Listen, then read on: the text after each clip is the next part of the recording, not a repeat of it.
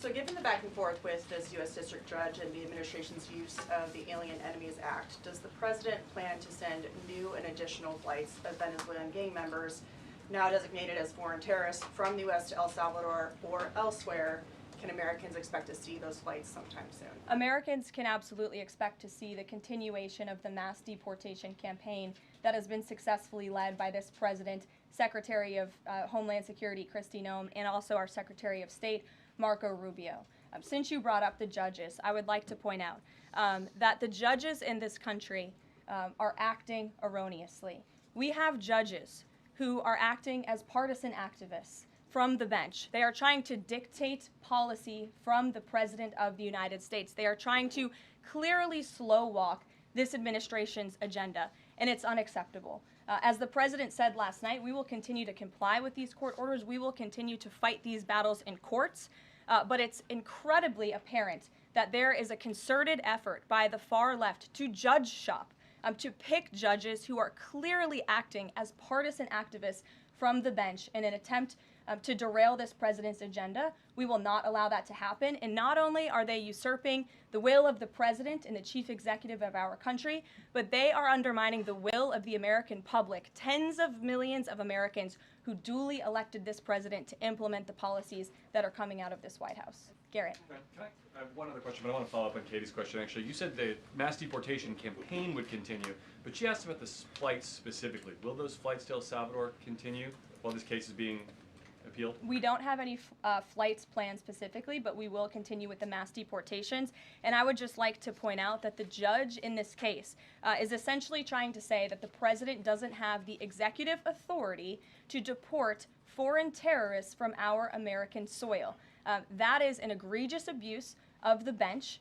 This judge does not have that authority. It is the opinion of this White House and of this administration, and that's why we're fighting this in court. And it's very, very clear that this is an activist judge who is trying to usurp the President's authority. Under the Alien Enemies Act, the President has this power, and that's why this deportation campaign has continued. And this judge, Judge Boasberg, is a Democrat activist.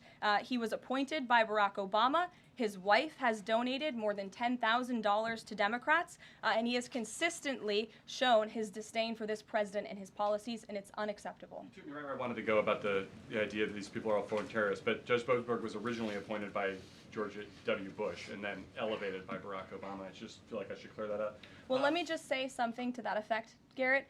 67% of all of the injunctions in this century have come against which president? Donald J. Trump. Let me say that again. 60% of the injunctions by partisan activists in the judicial branch have come against President Donald Trump, and 92% of those have been from Democrat-appointed judges.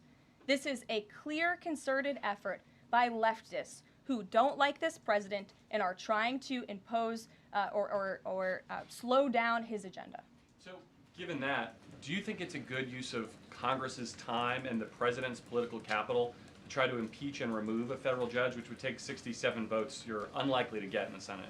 Well, look, the president has made it clear that he believes this judge in this case should be impeached, and he has also made it clear that he has great respect for the Chief Justice John Roberts, and it's incumbent upon the Supreme Court to rein in these activist judges.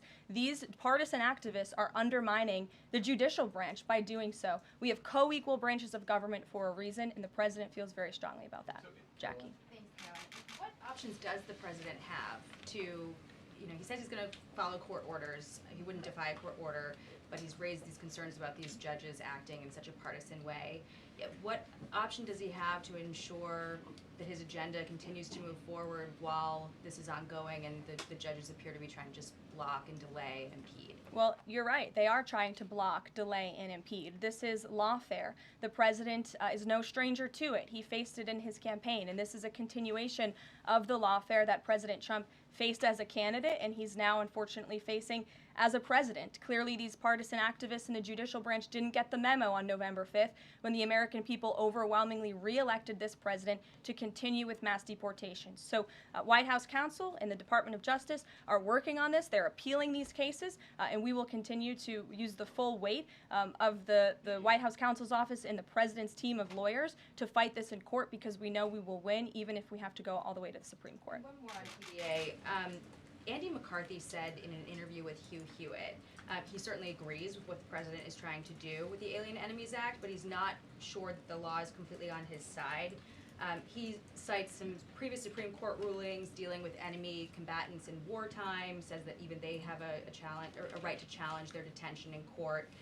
He raised concern also that while TDA has been designated as a terrorist organization, these individuals hadn't been prosecuted for terrorism. So my question is, will the president ask Congress potentially to declare war on these cartels for the invasion that he's talked about so that he's on stronger legal footing? Well, we absolutely disagree with the legal opinion of the individual that you mentioned. We would not have moved forward with this if we didn't believe the president. This was within the president's executive authority to continue with this mass deportation effort under the authority provided to him under the Alien Enemies Act. And when you read the act, as I did last time at the podium, a predatory incursion is absolutely what has happened with Tren de Aragua. They have been sent here by the hostile Maduro regime in Venezuela, and the president, immediately upon taking office, designated TDA as a foreign terrorist organization. And under this act, it is within the president's authority to deport these terrorists. And anybody trying to defend